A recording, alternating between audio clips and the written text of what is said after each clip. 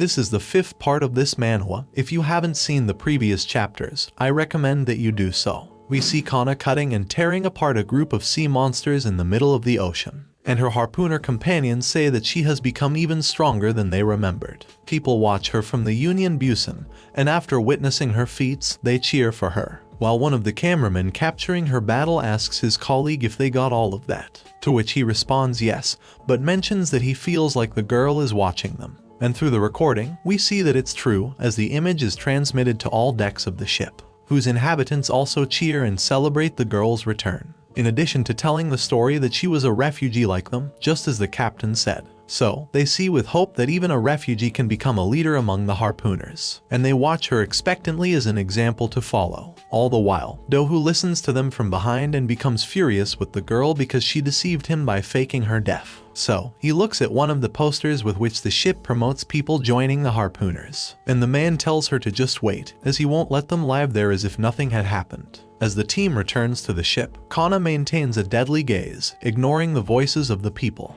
At that moment, we see Lita descending through the decks, guided by one of Foyd's scientists, who tells her to keep up the pace because the doctor is waiting for her. But she doesn't want to go because she will have to meet that pervert who will just inject her. There, she turns because she sees something familiar in her path, and she sees that it's the door where the protagonist and she stayed for the first time. And she wonders if it still looks the same, so she checks if the scientist is paying attention to her. And when she sees that he's not, she sneaks towards the door. Upon pushing it, she realizes it's open, so she enters and sees that the interior hasn't changed at all. She remembers that one day she got sad because the protagonist wasted his money on some strange seeds. But then she spent her time taking care of the plants that grew from them, becoming beautiful flowers that are still there after all this time. Suddenly, a boy appears behind her and asks who she is. She apologizes and says she entered because she thought it was abandoned, but the boy clarifies that it's his house, and they recognize each other as he's the boy who attacked the harpooner in the incident with the water tank.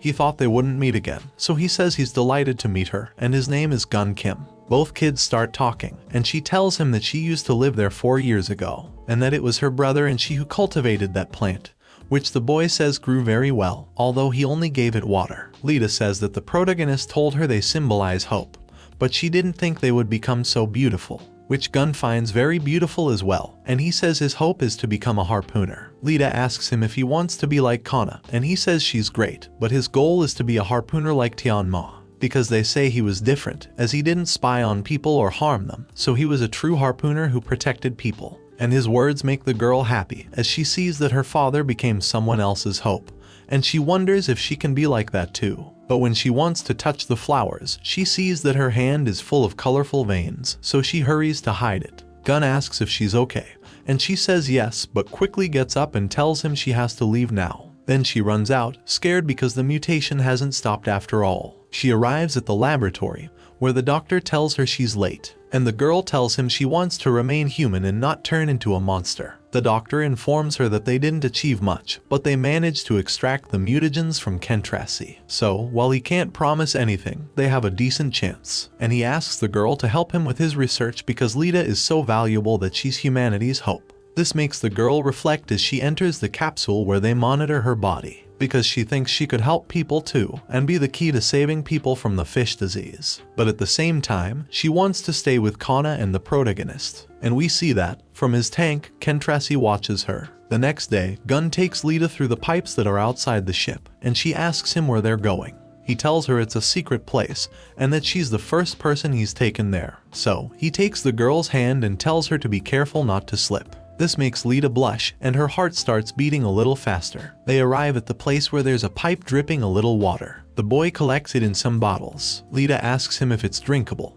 and he tells her it is, as it's one of the water pipes that carries the liquid to the upper deck. And he says he'll give it to Mr. Kim and his wife, who just had a baby. So, Lita thinks he's a nice guy. Then, as they watch the sunset, their hands start coming together until their fingers touch, and they say that the landscape is very beautiful. Both return indoors and give the water to the family, which the father appreciates. And Gun talks to the baby, telling him he better grow strong and healthy, which makes the little one laugh, and Lita finds it adorable. Lita accompanies Gun as he distributes water to children and the elderly, and she thinks this must be the hope he spreads. So, she tells him she's sure he'll become a great harpooner, and he says he will. Lita smiles at him and tells him she also wants to show him something, so she reaches into her bag. She pulls out an apple and tells him to take a bite. The boy does so and is amazed by how delicious it is. So, Lita tells him she has many more of those at home and they should share them with others. Gun excitedly agrees, and Lita goes to get the apples, asking him to wait. The girl leaves, and Gun is left completely blushing, thinking she's too cute. But then he hears some commotion that grabs his attention. He follows the sound through the corridors until he finds the source, a group of harpooners beating up a man. One of them tells him to say what he said again, and the man mentions that taxes are too high, so the harpooner hits him again for answering, while telling him that the Union Busan is fair for everyone. This enrages Gun, who then paints an M on the wall and puts on his disguise, while thinking he'll become a harpooner like Tian Ma, unlike these fake harpooners. He leaps into the air ready to strike the bullies, shouting at them to leave people alone. From there, we move to one of the upper sections of the ship, where the captain informs that there's been a 40% increase in harpooner applicants since Kana's return, as well as a 30% decrease in disturbances. So, one of the counselors suggests doubling Kana's airtime and raising taxes to repair all the damage caused by the troublemakers. Everyone agrees to this. At that moment, one of the elders notices an empty seat and asks why the successor of the Na family, the protagonist, isn't present. To which another replies that despite inheriting the family fortune, he's still just another little brat, and he's the lowest shareholder anyway, so they decide to continue the meeting without him. Then, we see one of the lower decks where a crowd of people has gathered. One of the attendees is surprised because they are all aspiring harpooners. Just then, Kana and her team appear, and everyone praises them. But when she looks around, she spots the protagonist in the crowd. He watches her seriously, and she's surprised. Both go to a secluded hallway, where he tells her that he wants to become a harpooner. Kana tells him she can't allow it, because even if he doesn't enlist, they can still get all the help they need to treat Lita. Plus, they can live a comfortable life on the ship. But the protagonist asks her with a deadly expression if they'll really be safe, because Kentrassi is still on the ship, which means everyone is in danger. So, he firmly tells her it's time to give back his father's sword. She tells him that the monster is locked in a steel tank over 60 centimeters thick, so nothing can get in or out. But the protagonist warns her not to underestimate it, as his father had to sacrifice himself to kill it. So, the fact that the doctor revived it shows that he's not sane. Kana insists that he's worrying too much, but the protagonist saw what it's capable of 4 years ago, because the monster mummified countless families on the debris island they were rescued from. And it played mind tricks on him, pretending to be his father. So, it's not like the other sea monsters, it's a demon that messes with the human mind, which the Dr. Foyd brought back.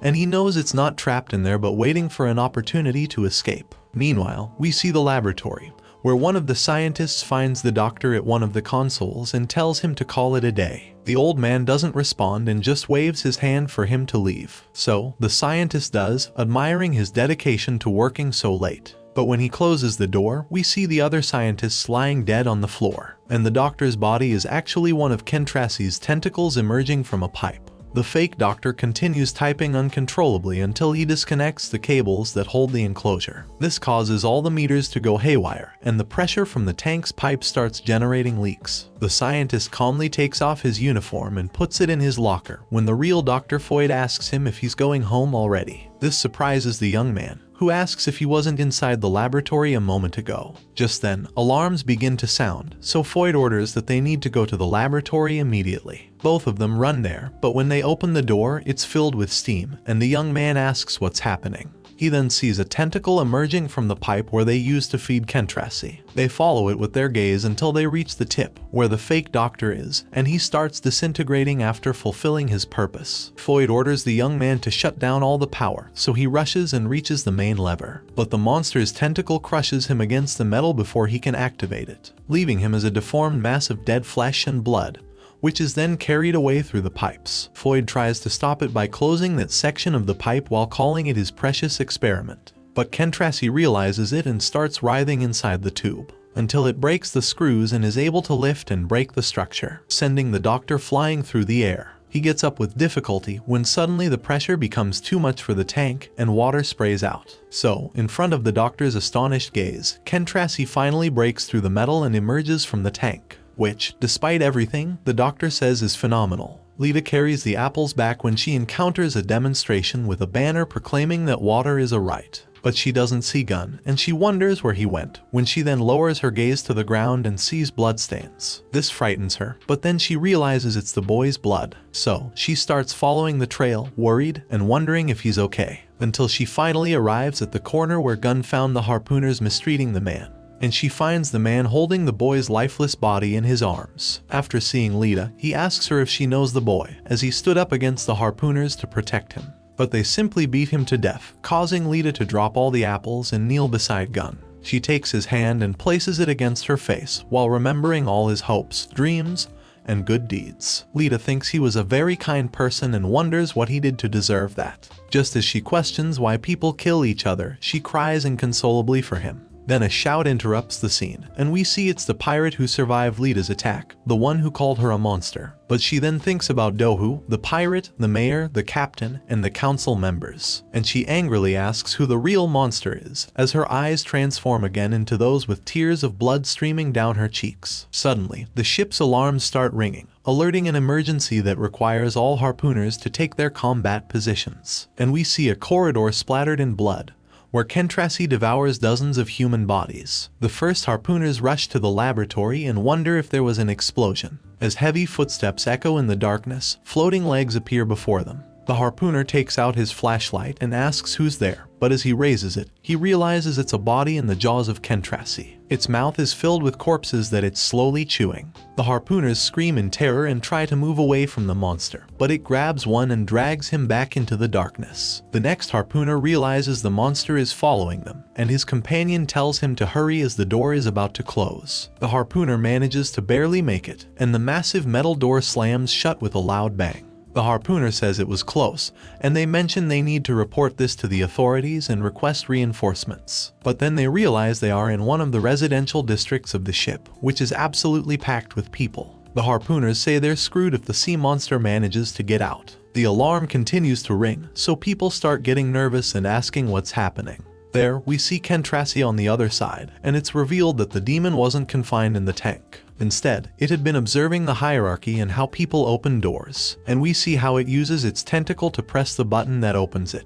As soon as the door opens, the monster grabs a bunch of people with its hands and takes them straight into its mouth, instantly killing them with a bite. People realize it's a monster, so they panic and start running, but it just smiles at the scene and captures those attempting to escape. Next, we see a family calmly eating at home, but the noise from outside starts bothering them. So, the father loses patience, angrily exits their home, and shouts at them to quiet down with their disturbances. But instead of people, what greets him is the monster's arm, which crushes him against the metal in an instant and then devours him. People on the upper floors try to flee, but Kentrasi spots them and destroys the bridges. Debris falls onto the people, and it's about to crush a mother with her daughter when someone appears and destroys the debris before they impact. We see that it's Brune, recognized by the woman and others who start cheering for him. The boy isn't alone. He's accompanied by a 2-star harpooner named Changdo Li and a 1-star named Leo, in addition to Brune, who has 3 stars. He thinks they've kept Union Busan safe for 4 years without Kana. But despite that, they named her the leader as soon as she returned, and he wonders if they expected them to just let her take charge. And we see Dohu telling the boy that he will always be second as long as Kana is around. This infuriates him, and he shouts angrily that he will prove him wrong. And to do so, he will kill Kentrasi and become a Leviathan hunter. However, with a single blow, the monster crushes him to the ground without him being able to do anything.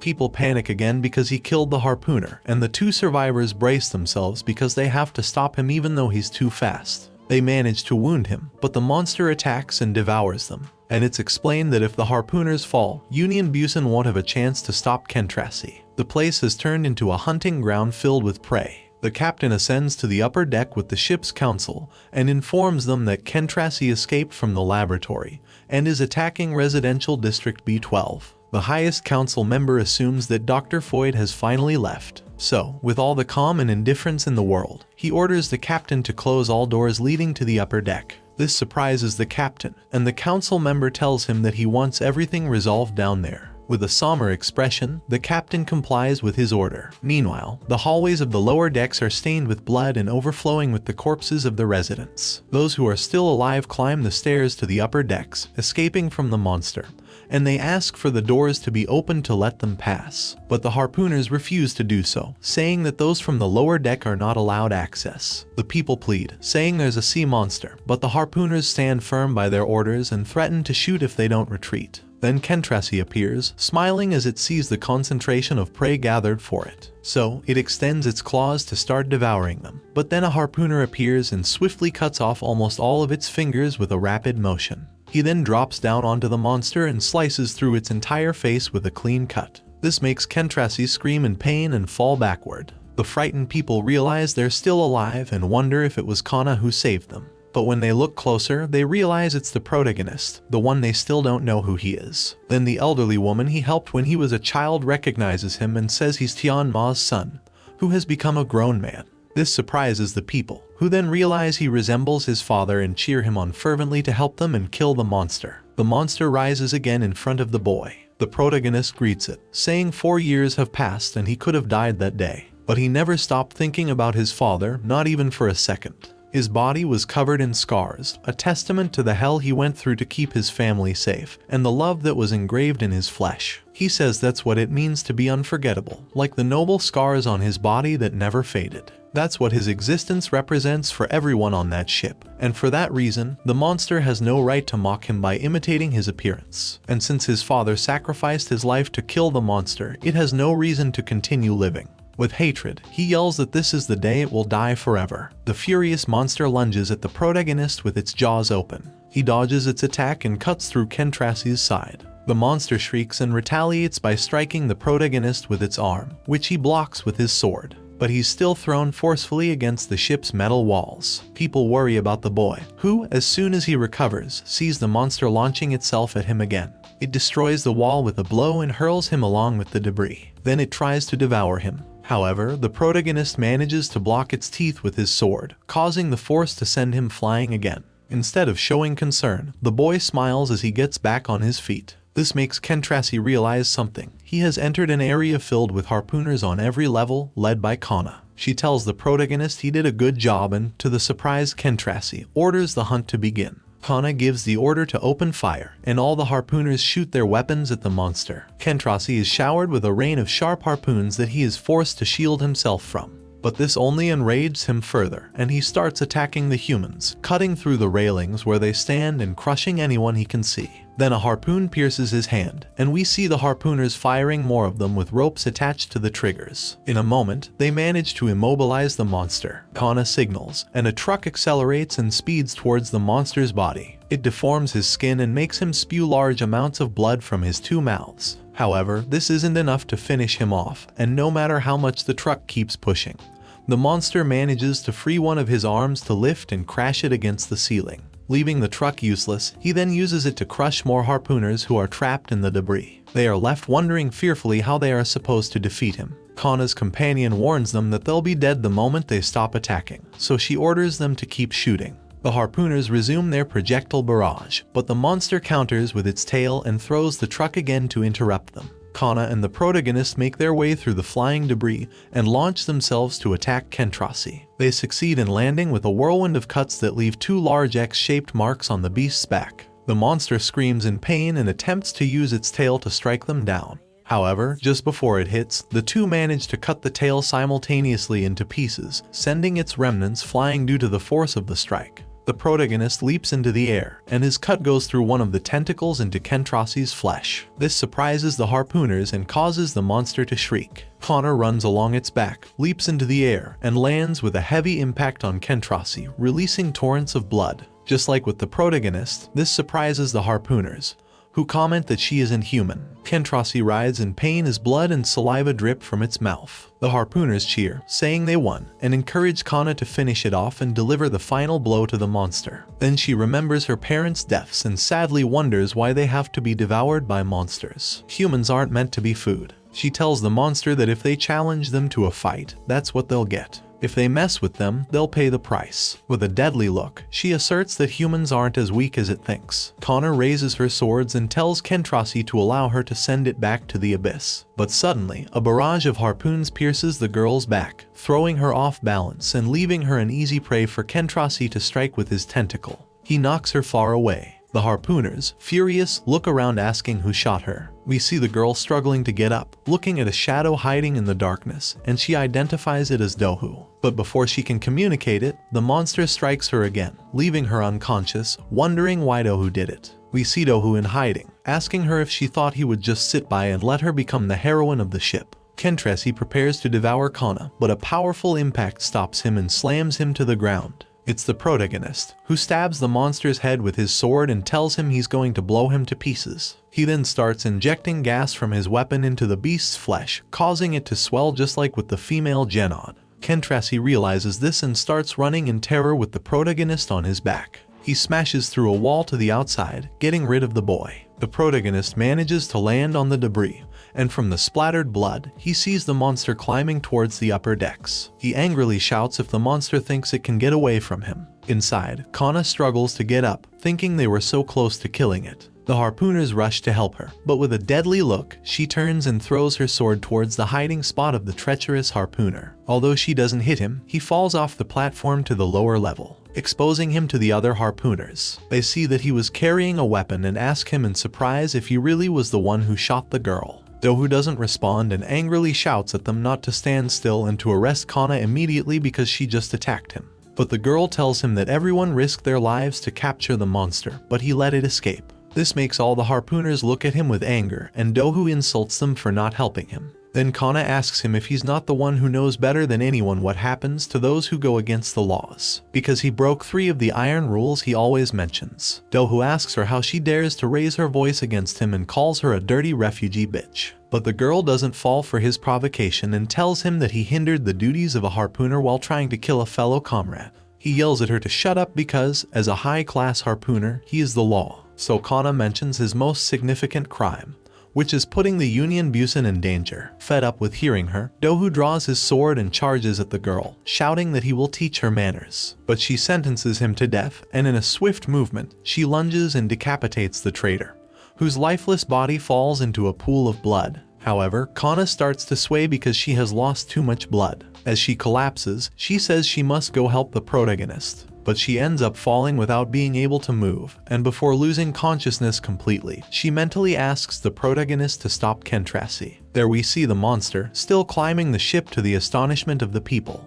But instead of attacking and devouring them as he did before, he simply continues on his path. The protagonist follows his pace and wonders what he's doing, as he realizes that its sole objective is to reach the top. Although he thinks that he won't let it go anywhere, and he'll kill it before it succeeds. Then we see Lita, who watches the scene from above on the tip of a crane, with one of her monster eyes, but different from how she had them before, and with a quick leap, she disappears. We go back 3 hours to the laboratory just when Kentrasi had escaped. There, Lita arrives and finds Dr. Foyd still alive. He's relieved that she's not hurt and tells her that his experiment has been ruined and that the place is dangerous, so she should evacuate to the upper deck. But then she asks him what he did to her. With a sinister expression, the doctor tells her that he has been collecting the mutagens he extracted from Kentrasi in that seed, and he has been injecting them into the water tanks for the sake of human evolution. But then she came, a better seed. We see the moment when the girl was in the analysis capsule. At that moment, the doctor injects the mutagens into the girl's serum.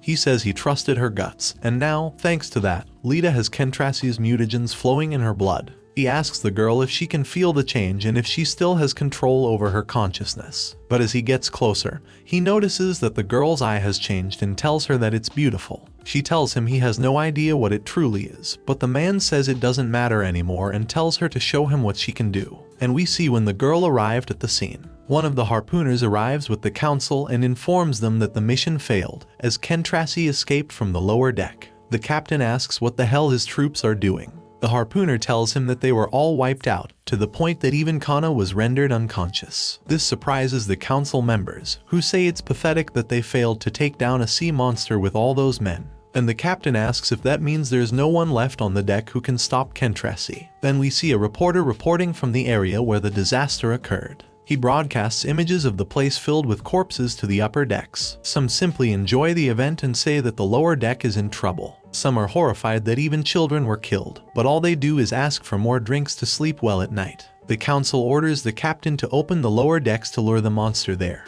but he argues that if they do that, Kentrassi will start attacking those passengers, which is precisely what the council wants, as they say he will leave once he's satisfied, and they order again to open the hatches. The captain complies and relays the order to the harpooners, but then they see someone on the other side of the glass, asking who it is, and we see that it's Lita. Suddenly, behind her, Kentrassi appears, but he doesn't attack her. Instead, he points towards the interior of the room, and with a swipe, he shatters the glass and takes out the few harpooners present, including the captain. The council members scream in horror, asking what the monster is doing there. They start running and shouting for help, but Kentrassi sees them and kills them. A tremor shakes the upper decks, where the upper classes wonder what that was. Then, the monster's leg breaks through the ceiling from above and instantly kills those below. The aristocrats panic and try to escape, but the monster's leg is faster, wiping them out with a single motion. It even destroys the wall and exits to the outside. There, the protagonist is climbing up a staircase. He reaches the floor where the council chamber was and witnesses the massacre of all the high-ranking individuals. In that moment, he looks away and sees his sister in Kentrassi's grip.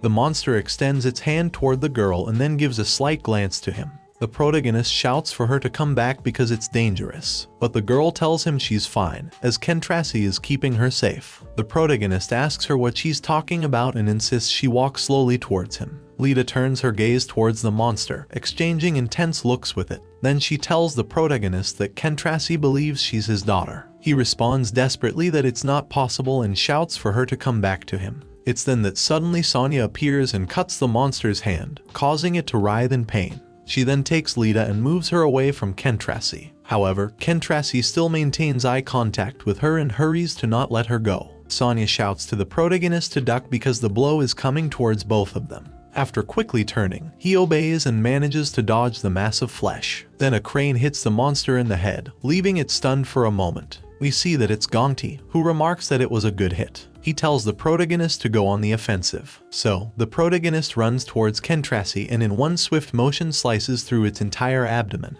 causing it to fall overboard. The monster crashes through the lower floors, but it's not dead yet. The protagonist follows it and drops down into the center of its body with such force that the metal beneath breaks. Kentrassi continues falling through many more floors with the protagonist still holding onto its body with his sword. However, the momentum of the fall causes him to let go, and he bounces into another section of the ship. This worries everyone for his safety. The protagonist gets up and Kentrassi looks angrily down from above. The protagonist realizes that its innards are spilling out due to the cut he made. He understands that its weakness was the stomach, so he says he will finish it. But then the protagonist is surprised as Kana appears in front of him and turns slightly to smile at him. This causes the protagonist to impale her with his sword, because one thing the monster doesn't know about Kana is that she doesn't smile. And we see that the girl starts to disintegrate into Kentrassi's flesh, which avoids the boy's sword in an attempt to consume him. But he reacts quickly, and with multiple cuts of his sword, he gets rid of the tentacles, which we see were indeed connected to the monster. And the protagonist attacks again, challenging Kentrassi to catch him, so it uses its remaining hand to go after him, smashing through the metal in its path. However, the protagonist narrowly manages to dodge it and quickly reaches the main body. He impales his sword and runs along the entire length of the monster, painfully opening its innards. This causes a rain of blood and entrails to fall onto another of the lower levels. But before it can react in any way, the protagonist appears and thrusts his sword directly into Kentrassi's head,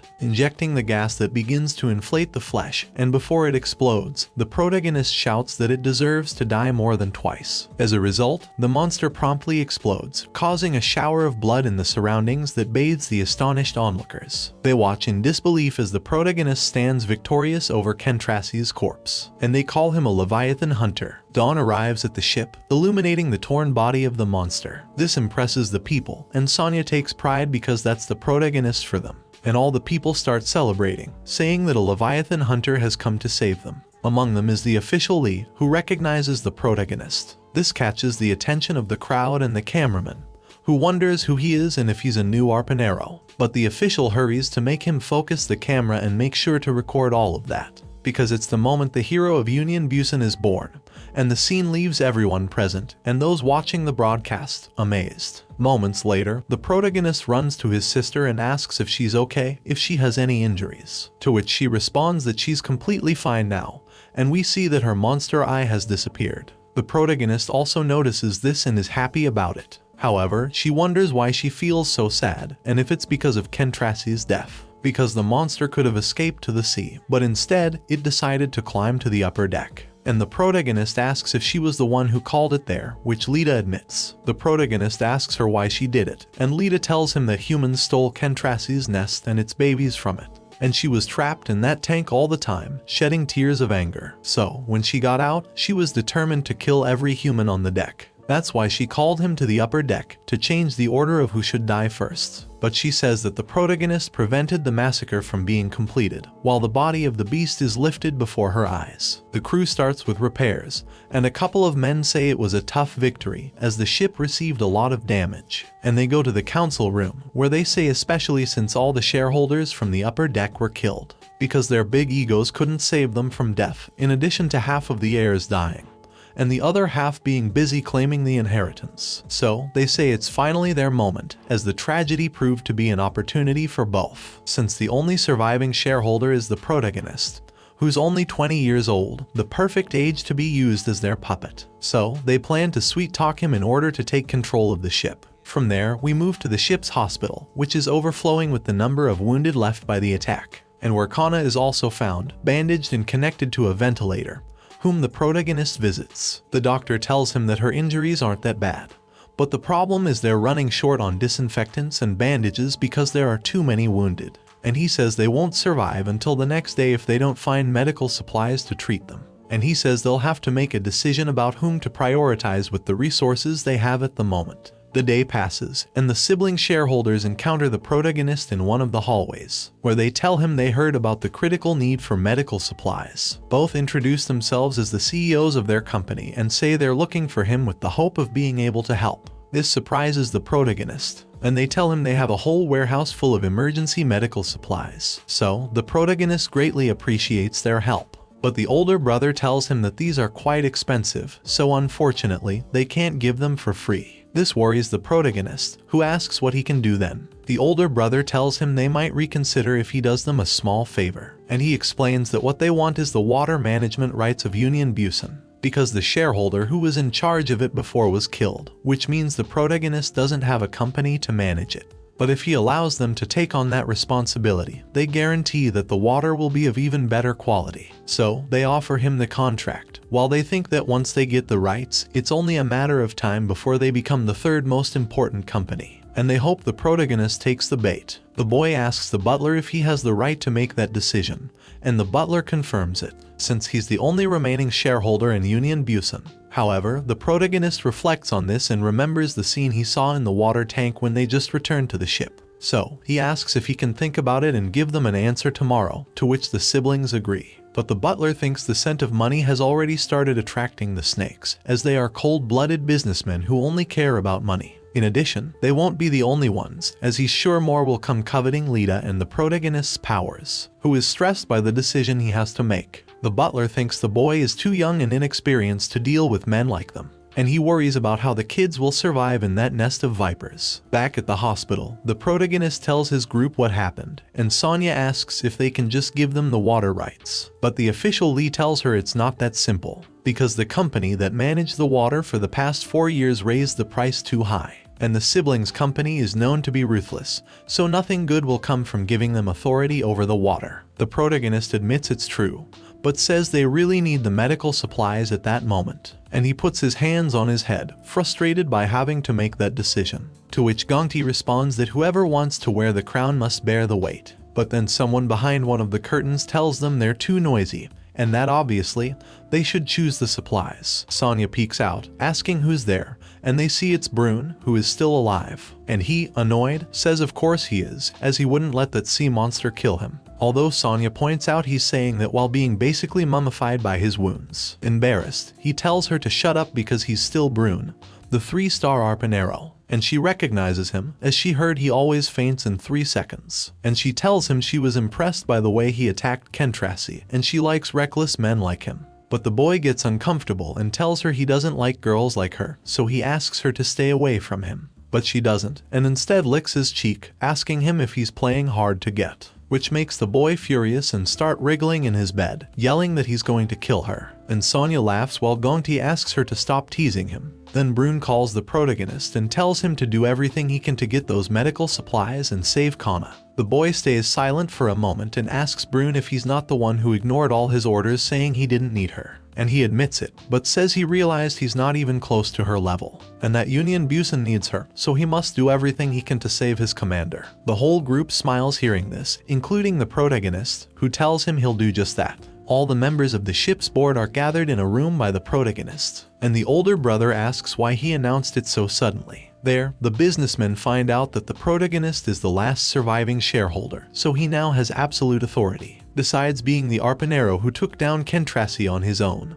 the son of Narisa and Tian Ma. Then the mentioned one arrives and thanks everyone for coming, while those present are surprised because he's just a child. The protagonist tells them he gathered them to discuss matters related to repairing the damage done to the ship, and he says he would like to start with the generous offer made by YP Constructions, to whom he informs that they decided to accept their medical supplies. The older brother smiles, as he was sure there was no way he would say no, and both bow to the protagonist to thank him, while asking him if that means they will be given control of the water management, which surprises the other businessmen, who think they are already taking advantage of the protagonist. But it's then that he tells them he can't do that, because from that moment on, he announces that the water will be managed directly by the engineering staff. This surprises the brothers, who immediately approach him whispering that that wasn't what they agreed upon, and whether he doesn't need the medical supplies anymore. But the protagonist tells them he does, that they will still make use of them. This starts to annoy the pair, who think the protagonist is playing with them, trying to take the supplies for free, and they ask him if he's serious about that being what he's trying to do. So, they turn to the board and ask them if they don't agree that it's an absolutely ridiculous theft. One of the men tells the protagonist that he understands using the supplies for a good cause, but forcing his way through abusing his authority isn't the way.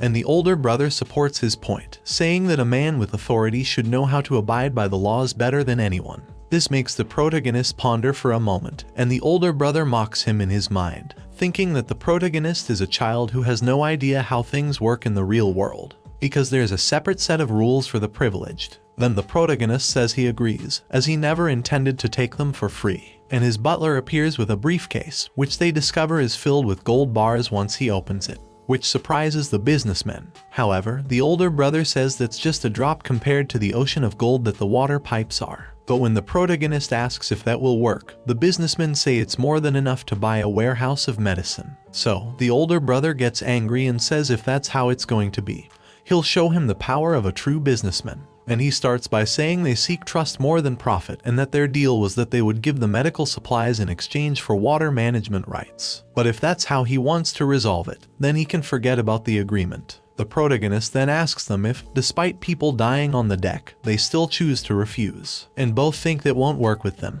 But the protagonist says it doesn't matter how desperate they are for their medical supplies, as there's no way he'll hand over all the water authority to some fraudulent company. And that's his final answer, so he'd like them to also make a choice right now. And with a chilling aura, he clarifies that he sincerely hopes that decision isn't to let others on the deck suffer just for their own benefits, because people's lives aren't something that can be negotiated, and those who try to do so better be prepared to face the consequences. So, in front of the terrified businessmen, the protagonist announces that YP Constructions will be stripped of all its commercial rights, and that he will order a financial and tax investigation for audit rights, which puts the older brother in a bind, as he wasn't prepared for the boy to be able to use his powers that way. And he understands that if they side with the bad side of the ship's only shareholder, that will mean their end.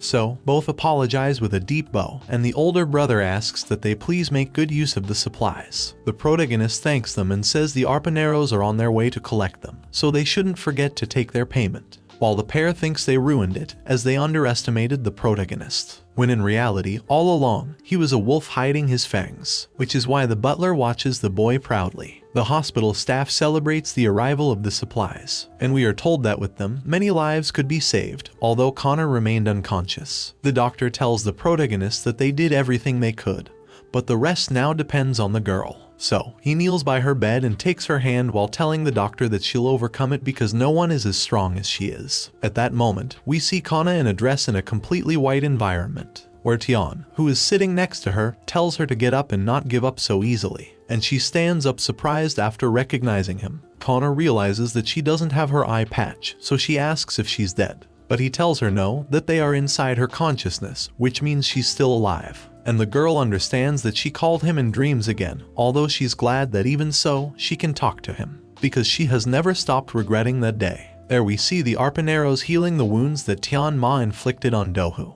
who swears tirelessly that he will kill him, and we see the harpooneros rushing to hunt him down. Tian flees along with Narissa when suddenly Kana comes across them, and she asks the harpoonero why he cut off Dohu's arm, to which he replies that he had no choice, as Dohu tried to hurt Narissa, which surprises the girl, who tells them that there's a small boat waiting for them at the bottom of the ship, and they need to leave now. Narissa thanks her and prepares to go down, but Kana takes Tian's hand, and they both look at each other intently. The merchant hurries the harpoonero, but Narissa asks him to give them a second to say goodbye, and Kana shows intentions of touching him, but quickly tells him to leave because Narissa is waiting for him. So, Tian turns, apologizes, and thanks her too, then escapes in the boat. There, Kana recounts that she has never stopped regretting that moment, because even though she knew it would be the last time she'd see him, she couldn't tell him how she really felt, since her eyes were always fixed on Narissa. However, she says that since this is a dream, and although she knows her true feelings won't reach him, she asks if she can say goodbye once and for all, to which the Tian in her dream responds that it's possible, since they are inside her mind.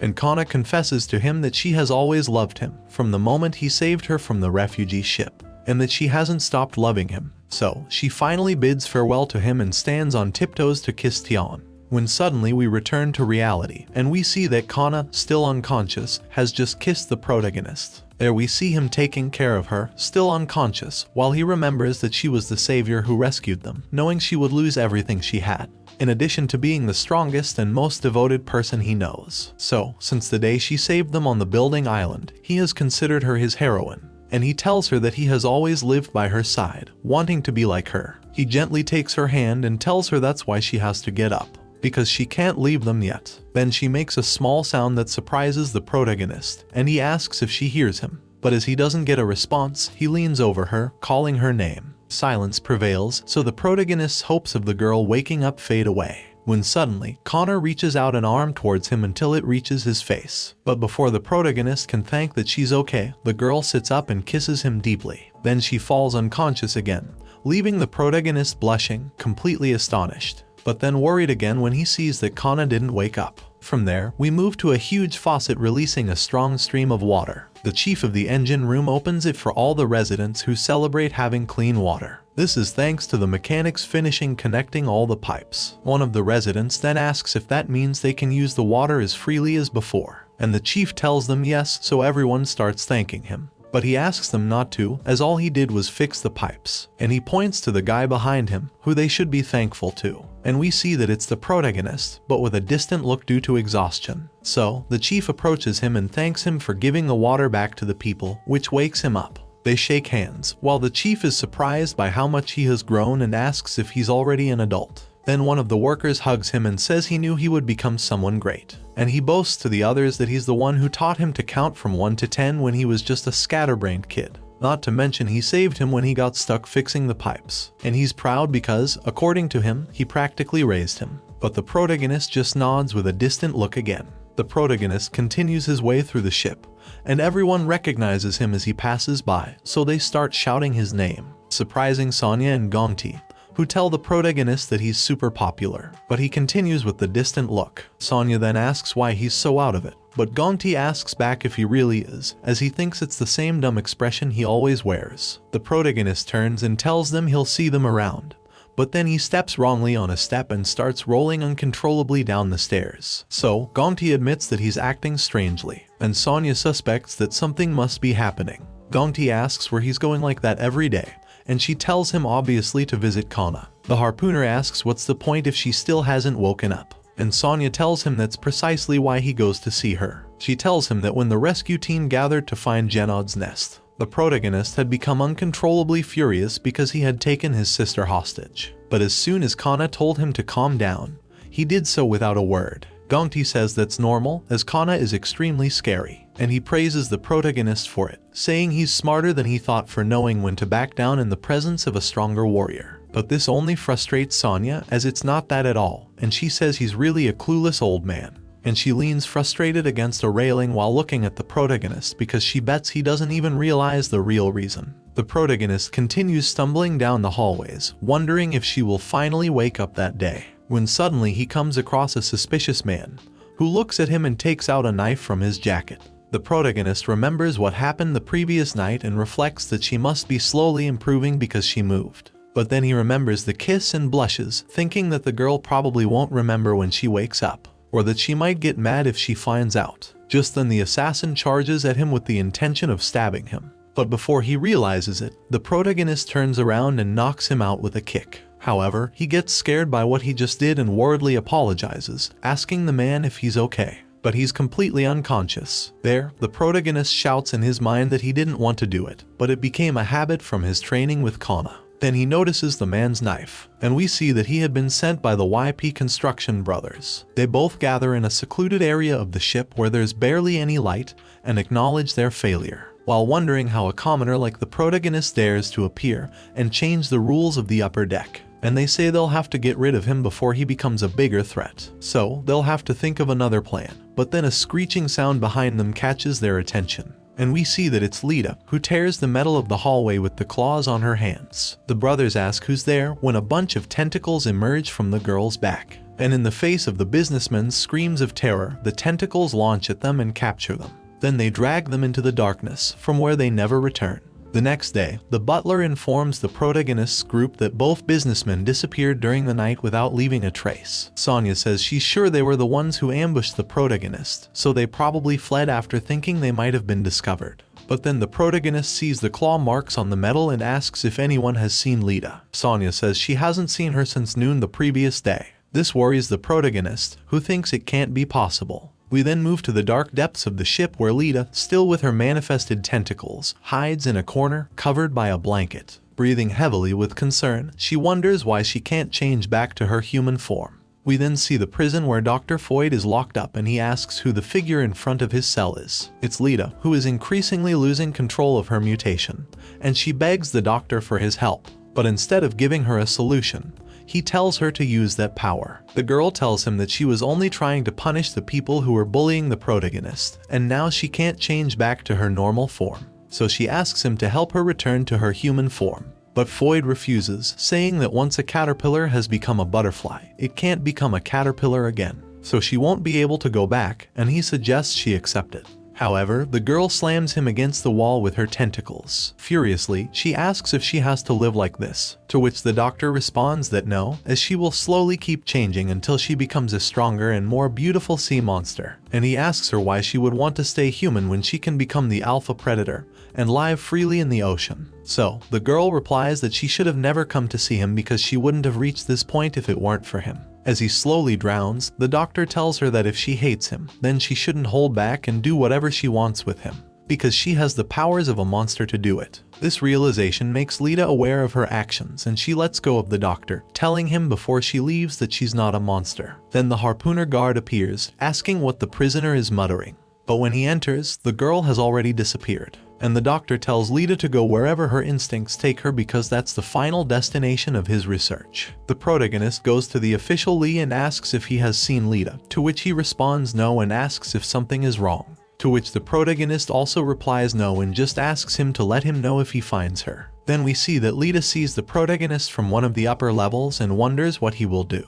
But suddenly a man bumps into her, which dislodges her tunic and causes the tips of her tentacles to show. So she covers herself and rushes to escape to one of the pipes on the outside. There she thinks she can't let the protagonist see her like this, and she gazes at the ocean while considering that if she can't become human again, maybe she should just jump into the water and follow Foyd's advice to become the alpha predator, and live as a sea monster that feeds on humans. However, she shakes her head to dispel that idea as she thinks of her family, her mother, her father, Kana, and the protagonist, as well as the people she has met throughout her life, like the people from Oasis Port and those from Union Busan, including Gun. She remembers Gun and thinks that there are too many bad people, but she knows that there are more good people. And it's those people that make her want to live as a human, a thought that brings tears to her eyes. But she also remembers what Foyd told her about having to accept that she can't go back anymore. So she throws her tunic in the air, revealing her tentacles that extend freely. She thinks that if she can't go back to her human form, maybe she can pretend to be one.